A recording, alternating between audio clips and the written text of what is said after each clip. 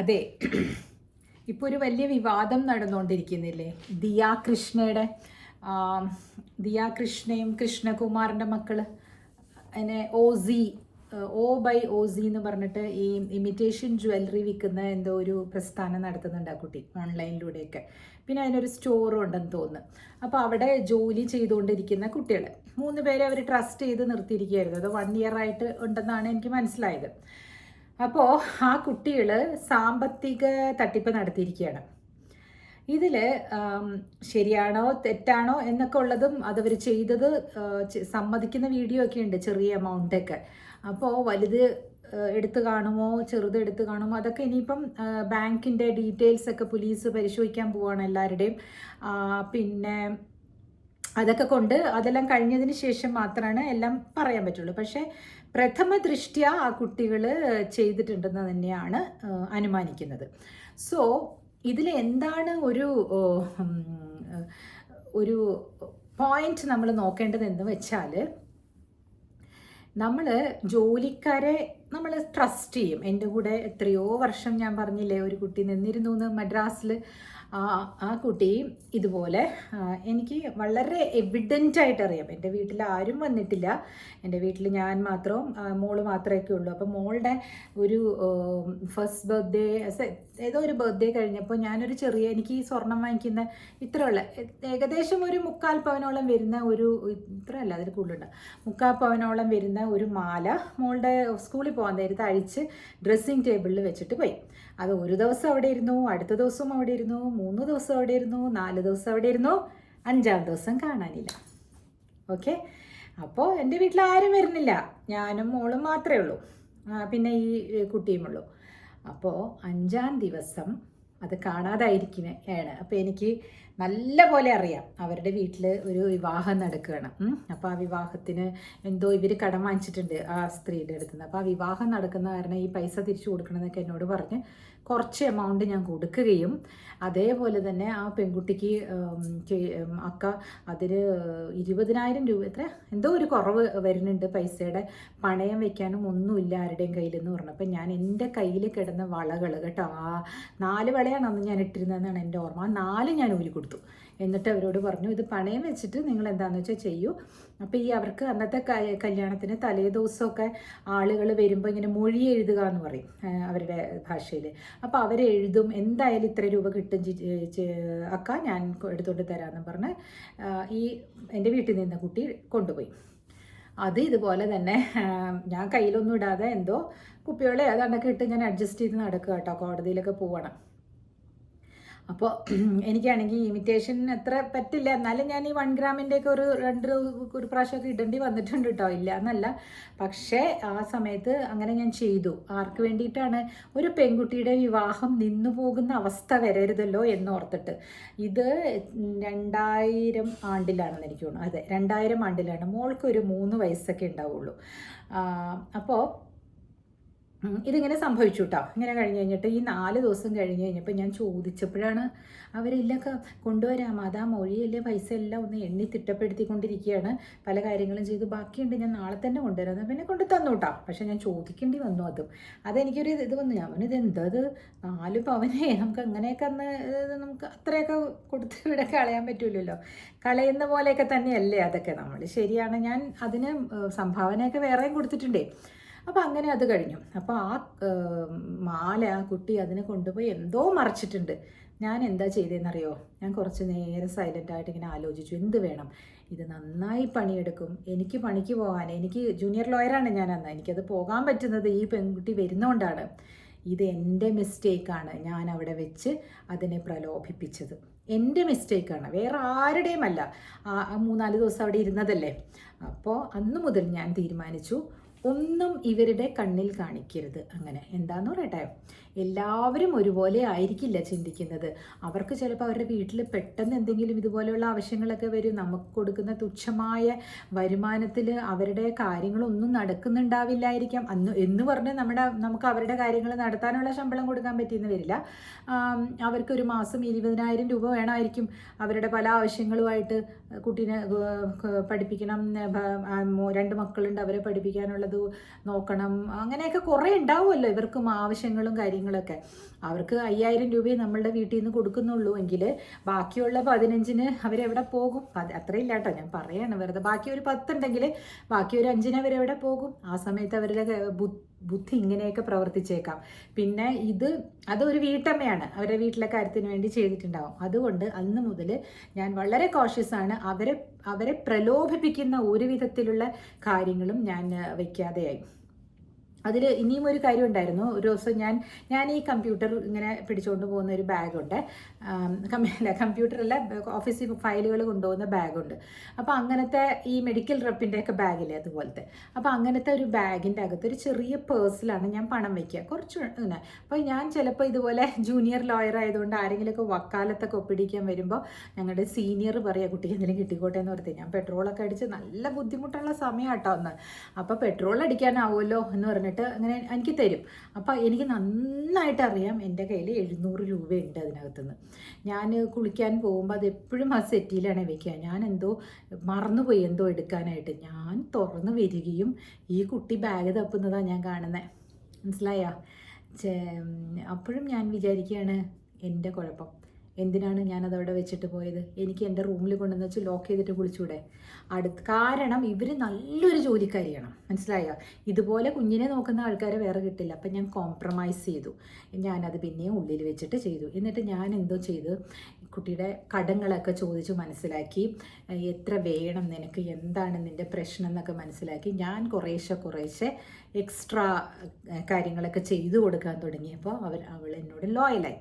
കുറേ കാര്യങ്ങൾ ഞാൻ എക്സ്ട്രാ അങ്ങനെ ആ കുട്ടിക്ക് ചെയ്തു കൊടുത്തു. അവളുടെ മകളുടെ പഠിപ്പിന് വേണ്ടിയിട്ട് ആ കൊച്ചു BA-ക്ക് ചേർന്നപ്പോൾ അതിന് കാശ്, അങ്ങനെ എല്ലാം എക്സ്ട്രാ ഞാൻ ചെയ്തു കൊടുക്കാൻ തുടങ്ങിയപ്പോൾ ഷീ സ്റ്റോപ്പ് ഡൂയിങ് ഇറ്റ്. അപ്പോൾ അവർക്ക് അവരുടെ ആവശ്യങ്ങൾ നടക്കാൻ വേണ്ടിയിട്ടുള്ള തത്രപ്പാടിൽ ചെയ്തു പോയതാണെങ്കിൽ എന്തോ ചെയ്യാനാണ് അല്ലേ? അപ്പം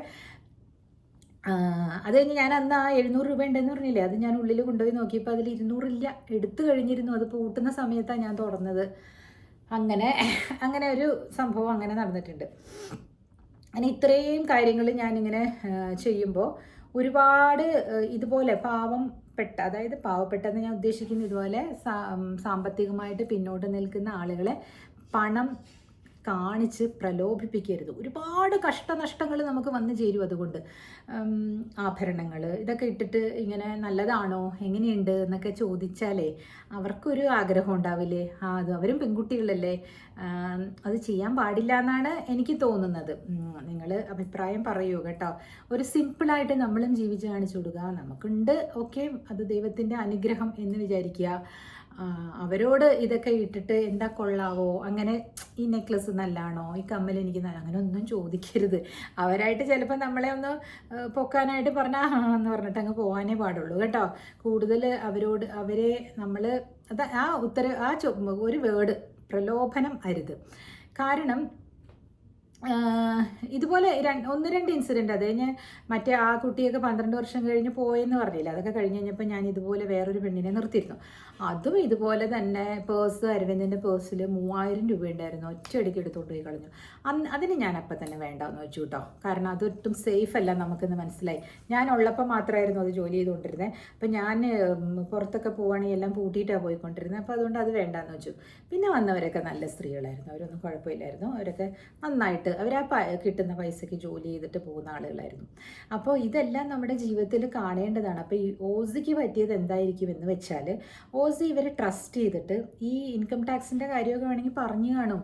അതൊക്കെ ഇപ്പോൾ പുറത്ത് പറയുന്നത്, ഇപ്പോൾ എന്താ പറയണേ, ഇവർക്ക് വല്ല വിവരമുണ്ടോ? ഇൻകം ടാക്സ് അവോയ്ഡ് ചെയ്യാൻ വേണ്ടിയിട്ട് ക്യാഷായിട്ട് തന്നെ കൊണ്ടുപോയി എന്നൊക്കെ പറഞ്ഞാൽ ഇത് നുണയുമാവാം, പക്ഷെ ആരെങ്കിലും പറഞ്ഞു കൊടുത്തതും ആകാം. അപ്പോൾ ഒരു സ്റ്റോക്കിൽ ഇത്രയും കാര്യങ്ങൾ മിസ്സിങ് ആകുമ്പോൾ, ബാങ്ക് ട്രാൻസാക്ഷൻസിൽ ഇത്രയും വന്നിട്ടില്ല എന്ന് കാണുമ്പോൾ സ്വാഭാവികമായിട്ടും ആ പെൺകുട്ടികളെ അല്ലേ സംശയിക്കുക, അവർ കൊണ്ടുപോയെന്നല്ലേ സംശയിക്കുക. അവർ പണമായിട്ട് വാങ്ങി അവർ കൊണ്ടുപോയി കാണും, അവരുടെ വീട്ടിൽ കൊണ്ടുപോയി കാണും. അപ്പോൾ പണമായിട്ട് വാങ്ങുന്ന സ്ഥലങ്ങളിൽ ആ പണപ്പെട്ടിയുടെ അടുത്ത് തന്നെ ഇപ്പം എന്തെല്ലാം സംവിധാനങ്ങളുണ്ട്, അതെല്ലാം വെക്കേണ്ടതായിരുന്നില്ലേ? ജസ്റ്റ് ആളുകൾ വരുന്നത് പോകുന്നത് മാത്രമല്ലല്ലോ കാണേണ്ടത്. അപ്പോൾ ഇനി സ്റ്റോക്ക് എടുക്കുമ്പോൾ ഇത്രയും സ്റ്റോക്ക് മിസ്സിങ് ഉണ്ട് എന്ന് കാണുമ്പോൾ 60-65 ലക്ഷത്തിൻ്റെ സ്റ്റോക്ക് അവിടെ കാണുന്നില്ല എങ്കിൽ എന്താണ് അതിൻ്റെ അർത്ഥം? ഒന്നുമില്ലെങ്കിൽ ഈ സ്റ്റോക്ക് അവർ മറ്റു കുട്ടികൾ വേറെ സ്ഥലത്തേക്ക് മാറ്റി, അല്ലെങ്കിൽ വരുന്ന ആളുകൾക്ക് പൈസ വെച്ച് വിറ്റഴിച്ച് അവരെടുത്തു. QR കോഡ് എന്താ അവരുടെ QR കോഡ് കൊടുത്ത് മേടിച്ചോളൂ ഇതൊക്കെ പറഞ്ഞില്ലേ. അതായത് ആ പെൺകുട്ടികളുടെ ബാങ്കിലേക്ക് തന്നെ 3 പേരുടെയും ബാങ്കിലേക്ക് സ്പ്ലിറ്റ് ചെയ്ത് വാങ്ങിച്ചോളൂ എന്നൊക്കെ പറഞ്ഞില്ലേ. ഇതൊക്കെ എപ്പോഴും നമുക്ക് ഡേ ടു ഡേ ട്രാൻസാക്ഷനിൽ നമുക്ക് മോണിറ്റർ ചെയ്യാൻ ബുദ്ധിമുട്ടായിട്ട് വരില്ലേ. അപ്പോൾ ഇത് ചെയ്യാതിരിക്കാം. ഇങ്ങനെ അവരുടെ കയ്യിലേക്ക് ആ ഒരു ഫിനാൻഷ്യൽ ഫ്രീഡം കൊടുക്കാതിരിക്കാം.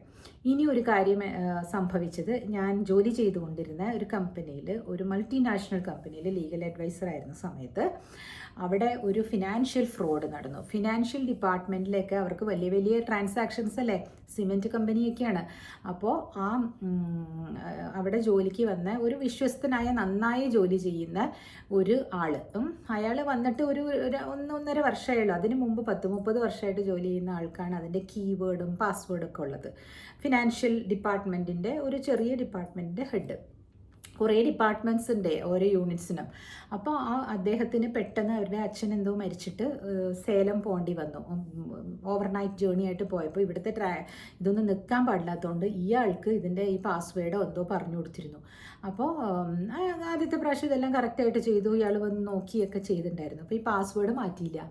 അപ്പോൾ ഇവൻ സമയം കിട്ടുമ്പോഴൊക്കെ പതുക്കെ കുറേശ്ശെ ഒരു അക്കൗണ്ടിലേക്ക് മാറ്റി ലോണില്ലാണ്ട് ഒരു വീടങ്ങ് മേടിച്ചു മദ്രാസിൽ. 10-65 ലക്ഷം രൂപയുള്ള വീട്. അത് കഴിഞ്ഞ് കാറ്, അങ്ങനെയൊക്കെ ആയി. നല്ല കാറിലൊക്കെ വരാൻ തുടങ്ങിയപ്പോഴേ ഫിനാൻസിലുള്ളവർ അങ്ങനെ ചെയ്താൽ ബാക്കിയുള്ളവർ ശ്രദ്ധിക്കും. അതായത് അവിടെ തന്നെയുള്ള ബാക്കിയുള്ള ജോലിക്കാർ ശ്രദ്ധിക്കും. അവർ ഇതിൻ്റെ പിന്നാലെ കൂടി അവർ കണ്ടുപിടിച്ചു ഇങ്ങനെ എന്തൊക്കെയാണ് ചെയ്യണമെന്നുള്ളത് മനസ്സിലായി. അവസാനം ഓഫീസിൽ വെച്ച് തന്നെ ഒരു ക്ലൂവും കൊടുക്കാതെ പോലീസിനെ വിളിച്ചു. പോലീസ് അറസ്റ്റ് ചെയ്ത് കൊണ്ടുപോയി. എന്നിട്ട് അവരുടെ വീട്ടിൽ നിന്ന് എല്ലാവരും വന്നു. പിന്നെ ഞങ്ങളുടെ ലീഗൽ ഹെഡ് പറഞ്ഞു, ഒരു കാര്യം ചെയ്യും, കമ്പനിയുടെ റെപ്യൂട്ടേഷനും കുഴപ്പമാണ്. ഇതാണ് അവൻ്റെ കയ്യിൽ നിന്ന് 65 ലക്ഷം രൂപയുടെ വീട് ആരുടെയെങ്കിലും ഇങ്ങനെ ഒരു പവർ ഓഫ് അറ്റോർണി എഴുതി മേടിച്ച് നമുക്ക് വിറ്റ് കമ്പനിക്ക് കൊടുക്കാം. അങ്ങനെ കുറേ കാര്യങ്ങളൊക്കെ അവരങ്ങനെ സെറ്റിലാക്കി. പക്ഷെ അവൻ്റെ ജോലി പോയി. അവന് ക്ലിയറൻസ് കൊടുത്തില്ല, അവന് എന്താ പറയണേ, ഇതൊന്നും കൊടുത്തില്ല, എന്താ പറയണേ, കോണ്ടാക്ട് സർട്ടിഫിക്കറ്റ് കൊടുത്തില്ല. ഇങ്ങനെയൊക്കെ പോയി. അവൻ എവിടെ പോയിന്ന് അറിയില്ല. 10-30 വയസ്സുണ്ടാവും. കല്യാണം ആയിട്ടില്ലായിരുന്നു എന്ന് തോന്നുന്നു. ചെയ്ത പണിയാണ്. ആലോചിച്ച് നോക്കൂ. ആ വീട് മേടിക്കുന്ന സമയത്ത് ആ അച്ഛനമ്മമാർ ചോദിക്കണ്ടേ, നിനക്ക് എവിടെ നിന്നാണ് ഇത്രയും പണം കിട്ടിയതെന്ന് ചോദിക്കണ്ടേ, ഇത്രയും ബോണസ് തരുമോ ഒരു കമ്പനി എന്ന് പറഞ്ഞിട്ട്.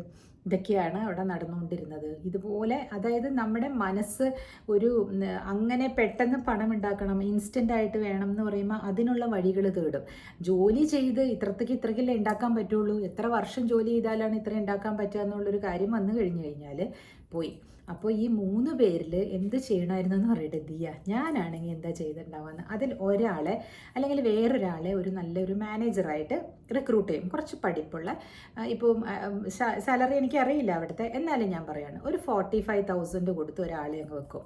അപ്പോൾ അയാൾ കുറച്ചൊരു ഹൈ പെഡസ്റ്റലിലും ബാക്കി ഈ 3 പേര് ഇവരുടെ താഴെയുമാക്കി വെച്ചിട്ട്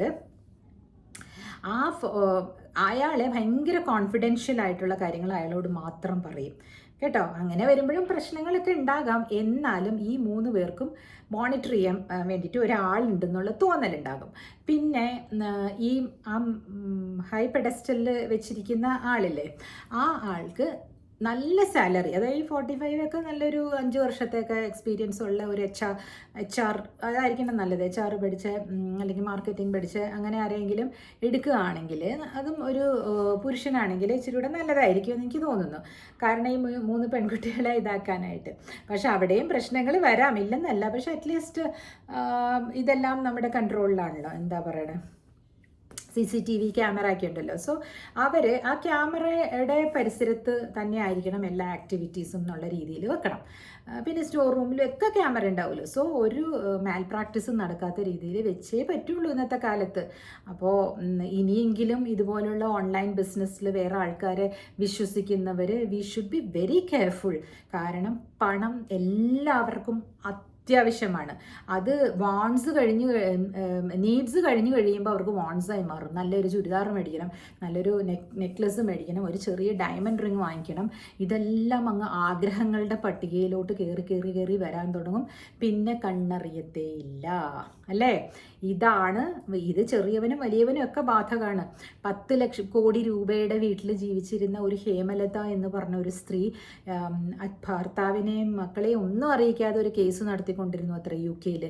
എന്നിട്ട് 10 കോടി രൂപയുടെ മാൻഷനിലാണ് അവർ താമസിച്ചിരുന്നത് അത്ര. നല്ല ഒരു ഏരിയയിൽ, എഡിൻബർഗ് എന്ന് പറഞ്ഞ സ്ഥലത്ത്. അപ്പോൾ അവർ നാട്ടിലേക്ക് എന്തോ ദേ വർ കമ്മിങ് ഫോർ സം വെക്കേഷൻ, അങ്ങനെ ഹോട്ടലിലേക്ക് എവിടെയോ താമസിച്ചുകൊണ്ടിരിക്കുമ്പോൾ ഈ സ്ത്രീ ഇപ്പം വരാം, എൻ്റെ എംപ്ലോയറിന് ഒരു അത്യാവശ്യം ഉണ്ടെന്ന് പറഞ്ഞ് ഇറങ്ങി പോയിട്ട്, ലാൻഡ് റോവർ എന്നൊക്കെ പറഞ്ഞ് വലിയ വണ്ടിയൊക്കെ ഓടിക്കണേ, പോയിട്ട് പിന്നെ തിരിച്ചു വന്നില്ല. She was arrested. നിങ്ങൾ യൂട്യൂബിൽ കണ്ടു കാണും. എങ്ങനെയാണ് ഇങ്ങനത്തെ ഫിനാൻഷ്യൽ തട്ടിപ്പുകളൊക്കെ സ്ത്രീകൾ ചെയ്യുന്നതെന്ന് ചോദിച്ചാൽ ദൈവം തമ്പുരാൻ അറിയാം. ചില സ്ത്രീകൾ 10 കല്യാണം കഴിക്കുന്നു, പുരുഷന്മാരെ വഞ്ചിച്ച് അവരുടെ കയ്യിൽ നിന്ന് എന്തൊക്കെയാണാവോ തട്ടിയെടുത്തുകൊണ്ട് വന്നിട്ടുണ്ടാവുക. 10 ദിവസത്തിനുള്ളിൽ ഇവരെയൊക്കെ ഇനി അതിൻ്റെ ഉള്ളിൽ തന്നെ കിടക്കട്ടെ എന്നാണ് ഞാൻ പറയണേ. അവരുടെ യുവത്വമൊക്കെ നശിച്ചൊക്കെ കഴിഞ്ഞ് കഴിഞ്ഞിട്ട്, ആ ലുക്സൊക്കെ പോയി കഴിഞ്ഞിട്ട് പുറത്തേക്ക് ഇറക്കി വിടുക. അപ്പം ചിലപ്പോൾ കൊടുങ്കുറ്റവാളി ആയിട്ടുണ്ടാവുമോ ഭഗവാനെ, ഒന്നും അറിഞ്ഞുകൂടാ.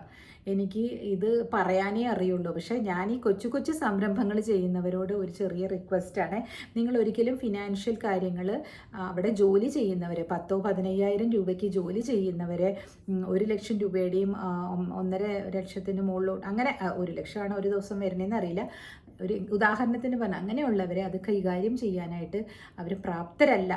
അവർ വിഷയാസക്തികളിലൊക്കെ ഒരുപാട് ഇതുള്ളവരാണെങ്കിൽ നിങ്ങളുടെ ഇപ്പോൾ എന്തുമാത്രം ടെൻഷൻ അനുഭവിക്കുന്നതല്ലേ.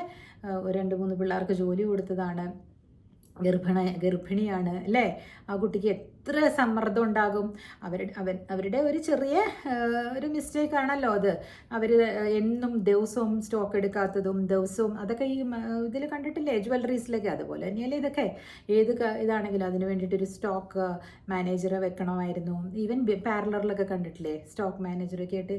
അല്ലെങ്കിൽ നിങ്ങൾക്ക് കിട്ടുന്ന ലാഭമല്ല ഇങ്ങനെ കണ്ടവർ എടുത്തുകൊണ്ട് പോകും. ലാലച്ചിയുള്ളവർ, അവർക്ക് എവിടെയാണ് കുറുക്കൻ്റെ കണ്ണ് കോഴിക്കൂട്ടിൽ എന്ന് പറഞ്ഞ പോലെ എവിടെയാണ് ഇത് എടുക്കാനായിട്ട് ഒരു ഗ്യാപ്പ് കിട്ടുന്നതെന്ന് നോക്കി നടക്കുന്ന ആളുകളായിരിക്കാം അല്ലേ. അപ്പം അതുകൊണ്ട് ബിവെയർ, പണം ഭദ്രമായി തന്നെ സൂക്ഷിക്കുക കേട്ടോ. ആ പണം നമ്മൾ കഷ്ടപ്പെട്ടുണ്ടാക്കിയ നമ്മുടെ റെപ്യൂട്ടേഷനിൽ കൂടി വരുന്ന പണമാണെങ്കിൽ ആ പണത്തെ നമ്മൾ തന്നെ കൈകാര്യം ചെയ്യാം. പാവങ്ങളായിട്ടുള്ള ചില സ്ത്രീകൾ തങ്ങളുടെ അവസ്ഥ കൊണ്ട് എടുത്തു പോയാൽ തന്നെയും നമുക്ക് എന്ത് ചെയ്യാൻ പറ്റും. ഞാൻ ചെയ്ത പോലെ ചെറുതായിട്ടൊന്ന് ആ സമയത്ത് കുഞ്ഞൊക്കെയാണെങ്കിൽ കണ്ണടച്ച് കളയുക. പിന്നെ അവരെ ആ ഭാഗത്തേക്ക് തൊടിയിക്കരുത്. ഈ പണം വരുന്നതിൽ ഈ സെയിൽസ് ഗേൾസിൻ്റെ ഇതിലൊക്കെ ബുദ്ധിമുട്ടാണ്. അതുകൊണ്ട് ഒരു ക്യാഷ്യറിനെ വെക്കുക. So she will be disresponsible. അതിൽ നിന്ന് 10 രൂപ പോയാലും അല്ലേ. എൻ്റെ ഒരു കസിൻ ഇതുപോലെയായിരുന്നു കേട്ടോ. പുള്ളിക്കാരൻ ഈ ക്യാഷ് വല്ലവരെയൊക്കെ ഏൽപ്പിച്ചിട്ട് മെഡിക്കൽ ഷോപ്പ് നടത്തിക്കൊണ്ടിരിക്കുകയാണേ. ആരെങ്കിലുമൊക്കെ ഏൽപ്പിച്ചിട്ട് എവിടെയെങ്കിലുമൊക്കെ കറങ്ങല്ല, പുള്ളിയുടെ വേറെ കാര്യങ്ങളും ബിസിനസ്സിനൊക്കെ പോയിട്ട് വരും. ഇത് നോക്കാതെ പോയി ഇതിൻ്റെ അകത്തുള്ള ക്യാഷ്, പണ്ടൊന്നും ഇങ്ങനെ ഇത് വരുന്നില്ലല്ലോ, എന്താ CCTV ക്യാമറയൊന്നും ഇല്ലാത്ത സമയത്ത് വിശ്വാസത്തിൻ്റെ പേരിൽ. അപ്പോൾ അവിടെ നിന്ന ആൾക്കാരൊക്കെ ആവശ്യത്തിന് കൈയിട്ട് വരിക അവർ യൂസ് ചെയ്തു. കാരണം എന്താണെന്നറിയോ, അവർ ഈ 3 പേര്, അവിടെയുള്ള 4 പേരും കൂടെ ഒത്തു കഴിഞ്ഞാൽ എന്ത് വേണമെങ്കിലും ചെയ്യാൻ പറ്റും. നീയും എടുത്തോ ഞാനും എടുത്തോ എന്നൊക്കെ ആയി കഴിയുമ്പോൾ വൈകുന്നേരം വരുമ്പോൾ പെട്ടിക്കകത്തൊന്നും ഉണ്ടാവില്ല. ഇതൊക്കെ മരുന്നൊക്കെ അല്ലേ, അത് വിറ്റില്ല എന്ന് പറയുമായിരിക്കും, സ്റ്റോക്ക് ഉണ്ടായില്ല എന്ന് പറയുമായിരിക്കും. എന്തോ ആണോ അത് ഒരു വല്ലാത്ത പരാജയത്തിലേക്ക് പോയി ആ സംരംഭം. അപ്പോൾ ഏത് സംരംഭം തുടങ്ങുന്നവരാണെങ്കിലും പണത്തിൻ്റെ കാര്യത്തിൽ ഇപ്പോൾ അക്കൗണ്ടൻറ്റിനെ വെക്കുകയാണെങ്കിൽ പോലും ആ അക്കൗണ്ടൻറ്റിൻ്റെ അടുത്ത് വൈകുന്നേരം യു ഷുഡ് ആസ്ക് ഫോർ അതിന് നിങ്ങൾ 1 മണിക്കൂറോ 2 മണിക്കൂറോ മാറ്റി വെച്ചിരിക്കണം അല്ലേ. എൻ്റെ അനുഭവങ്ങൾ ഞാൻ തുറന്ന് പറയുകയാണ് കേട്ടോ. അത് ആ എന്താ പറയണേ, വലിയ കമ്പനികളിൽ നടന്നത് ഞാൻ പറഞ്ഞില്ലേ, ചെറുതിലും എല്ലായിടത്തും അതൊക്കെ ഹ്യൂജ് മണി അങ്ങോട്ട് മാറ്റാൻ പറ്റും. 3-4 ലക്ഷമൊക്കെയാണ് ആ പയ്യനന്ന് മാറ്റിയിരുന്നത്. അപ്പം ഞങ്ങൾ ഈ ലീഗൽ ഡിപ്പാർട്ട്മെൻറ്റിലുള്ളതുകൊണ്ട് നമ്മൾ വിചാരിച്ചു, ഭഗവാനെ എങ്ങനെ ഇത് മുന്നും പിന്നും നോക്കാതെ ഇങ്ങനെയൊക്കെ ചെയ്ത് കൂട്ടുന്നത് ആളുകൾ അല്ലേ. സോ ഇനി ആ കുട്ടികളെ വല്ലവരും ജോലിക്ക് എടുക്കുമോ ധൈര്യമായിട്ട്? അതോ ഇനി അതിന് മാത്രം മാറ്റി വെച്ചിട്ടുണ്ടോ ഒരു കട തുടങ്ങാവുന്നത്? അങ്ങനെ കട തുടങ്ങുകയാണെങ്കിൽ ഉറപ്പായിട്ടും അകത്താണ് അല്ലേ. അവരിനിയിപ്പോൾ എന്തൊക്കെ കാര്യങ്ങൾ ചെയ്താലായിരിക്കും അവർക്ക് അതിൽ നിന്ന് പുറപ്പെട്ട് വരാൻ പറ്റുക പുറത്തേക്ക്. അല്ലേ? അതിൻ്റെ ഇടയിൽ കൂടി മാധ്യമങ്ങളിലൂടെ അവർക്ക് ജോലി കൊടുത്ത ആൾക്കാരെ എന്താ പറയുക, അവർക്ക് അഗൻസ്റ്റ് കേസ് കൊടുക്കുക. ഏതെങ്കിലുമൊക്കെ ചിലപ്പോൾ രാഷ്ട്രീയക്കാർ വന്ന് കാണും. കാരണം കൃഷ്ണകുമാറിൻ്റെ രാഷ്ട്രീയം ഇഷ്ടമല്ലാത്തവരുണ്ടല്ലോ, വേറെ എതിർകക്ഷികൾ കാണുമല്ലോ, അതൊക്കെ കാണും, ഒത്തിരി കാര്യങ്ങൾ കാണും. സോ അതൊന്നുമല്ല നമ്മുടെ കയ്യിൽ കിട്ടേണ്ട, അല്ലെങ്കിൽ നമ്മളുടെ റെപ്യൂട്ടേഷൻ വഴി നമുക്ക് കിട്ടേണ്ട പണം മറ്റുള്ളവരുടെ കയ്യിലേക്ക് പോകാതിരിക്കാനായിട്ട് വളരെയധികം ജാഗരൂകരായിരിക്കണം, അല്ലേ? പിന്നെ ഒരിക്കലും വേറെ ഒരാളുടെയും പേഴ്സിലേക്ക് നോക്കുകയോ പണം എന്ന് പറയുന്ന എന്താ പറയണേ, വേറൊരാളുടെ ഒരു പണത്തിൽ നിന്ന് 1 രൂപ പോലും എടുക്കാതിരിക്കുക. അത് നമ്മുടെ മക്കളെയും പറഞ്ഞ് ഇവിടെ കൊണ്ടുപോയി വെക്കുക. ഓക്കെ, രജിസ്റ്റർ ചെയ്യിപ്പിക്കുക. എനിക്ക് ആ വേർഡ് കിട്ടുന്നില്ല, പതിവ് ചെയ്യിപ്പിക്കുക. കിട്ടി. Okay, cheers. ഇനി പിന്നെ വരാം കേട്ടോ.